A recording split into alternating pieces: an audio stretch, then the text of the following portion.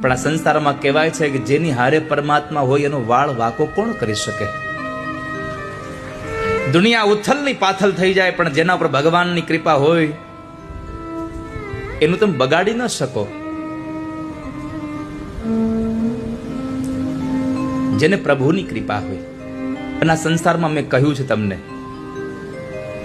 કે તમારા જીવનમાં જે સ્થિતિ આવે ને એ સ્થિતિ સારી છે, આવો સ્વીકાર કરજો. પ્રભુની બહુ મોટી કૃપા છે, આવું સમજજો. કારણ જે પણ થઈ રહ્યું છે એમાં પ્રભુ તમારું સારું જ કરતા હશે. જે થઈ રહ્યું છે, કોઈ સાથે સંબંધ જોડાઈ જાય તોય ભગવાનની કૃપા સમજવી. ક્યારેક આપણો કોઈ વાંક વગર કોઈ હારેનો સંબંધ તૂટી જાય તોય પરમાત્માની કૃપા સમજવી. કારણ જો જોડાયેલા રહેતા હોત તો કદાચ તમારે વધારે નુકસાન જવાનું હતું. એટલા માટે પરમાત્માએ તમને ત્યાંથી તોડી નાખ્યા છે. આ યાદ રાખજો.